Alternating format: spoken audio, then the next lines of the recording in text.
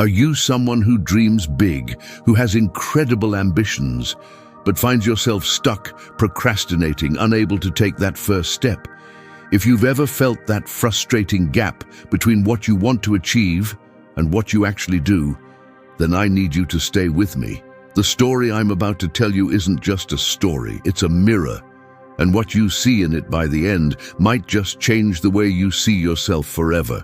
In a quiet, forgotten village, nestled between rolling hills, lived a young man named Kyle. Kyle wasn't ordinary. His mind was a universe of brilliant ideas. He dreamed of building magnificent bridges that touched the clouds, composing symphonies that would make the stars weep, and writing books that would be read for 1,000 years. His ambition was a raging fire. But Kyle had a secret companion, a shadow that clung to him no matter how bright his ideas burned: his laziness. Every morning he would wake with a grand plan. "Today," he'd declare to his empty room, "I will begin drafting the plans for the Great Bridge of Oakhaven." He would lay out his parchment, sharpen his charcoal, and then he'd notice a speck of dust on his windowsill. A clean workspace is the key to a clear mind, he'd rationalize. An hour of dusting would turn into 2. Then he'd feel a bit peckish. A small snack would become a long lunch. By the afternoon, a comfortable-looking patch of sunlight would beckon him for a quick nap to recharge his creative energies. He would wake up as the sun was setting, the blank parchment mocking him. The fire of his ambition would flicker, and he'd whisper to himself, "Tomorrow, tomorrow will be the day." This cycle continued for years.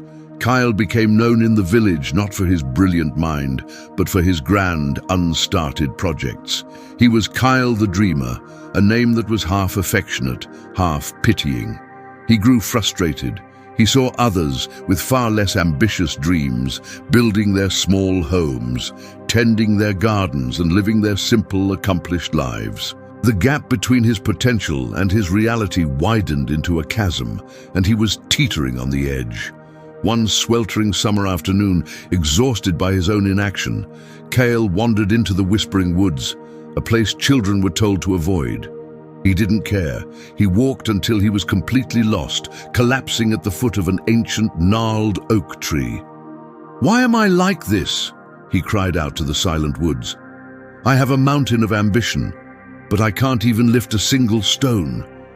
As his voice faded, he heard a soft, raspy chuckle. From a hollow in the old oak, a tiny, wizened old woman emerged. She had eyes that twinkled like distant stars, and a smile that seemed to hold ancient secrets.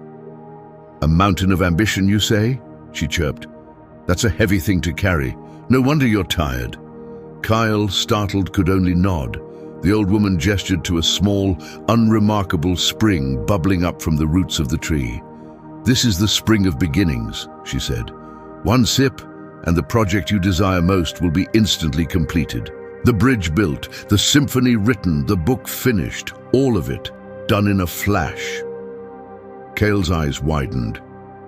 This was it, the solution to all his problems, an escape from the endless cycle of tomorrow. He lunged for the spring, but the old woman held up a frail, surprisingly strong hand. "Ah, but there's a price," she warned, her smile never wavering. "The spring doesn't just give you the end result. It also takes from you the memory of ever having started. You will have the finished bridge, but no memory of drawing the first line. The symphony, but no memory of writing the first note. You get the glory, but none of the journey."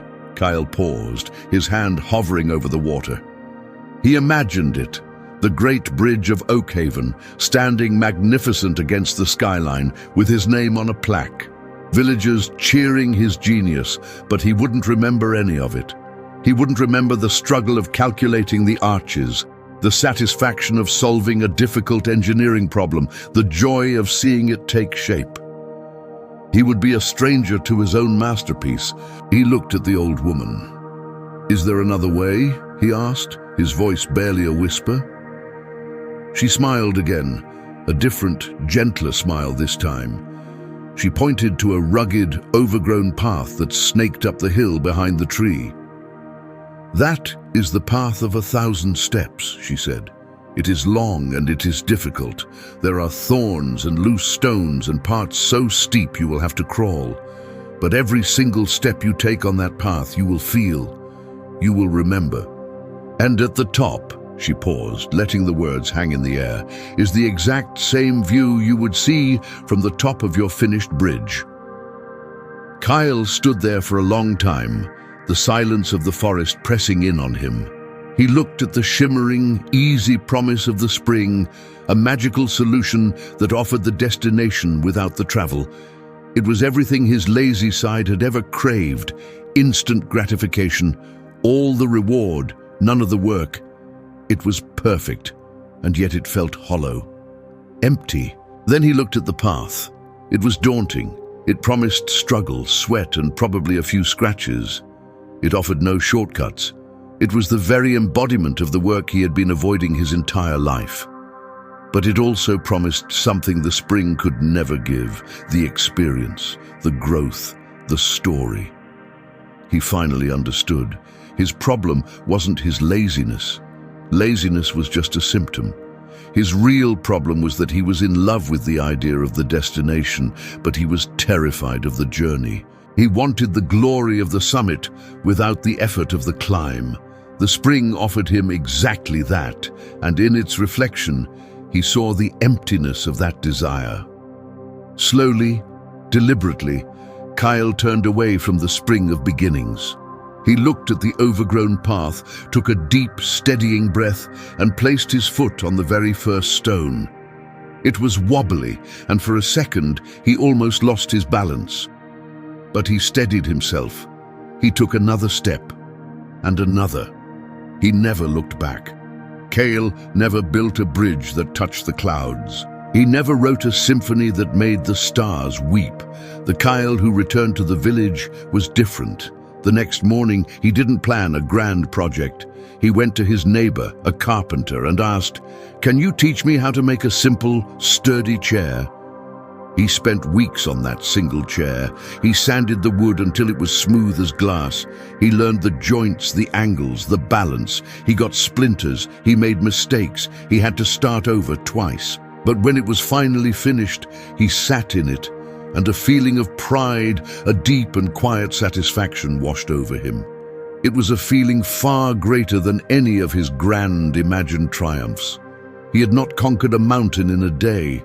He had simply learned how to take a single, meaningful step, and he discovered that the joy was not in the finished chair but in the splinters, the mistakes, and the learning. The joy was in the journey. This story isn't about choosing work over magic. It's about understanding what we truly want. So many of us are like Kale, standing before the magical spring, wishing for the end result. We want the fit body without the workouts, the successful business without the sleepless nights, the masterpiece without the messy process. But the old woman's choice reveals a profound truth. A goal achieved without effort is a victory without meaning. The real value, the thing that changes you forever, isn't the destination. It's what you become on the way there. It's the resilience you build, the skills you learn, the person you become through the struggle. If this story resonated with you, if you saw a part of yourself in Kale, then I'm not going to ask you to just like this video. No, I want you to do something more. Go down to the comments right now and write one single small step you will take toward your ambition after watching this. Not a grand plan, not "I will write a book." Write, "I will write one sentence." Not, "I will get in shape." Write, "I will go for a 5-minute walk." Declare your first step.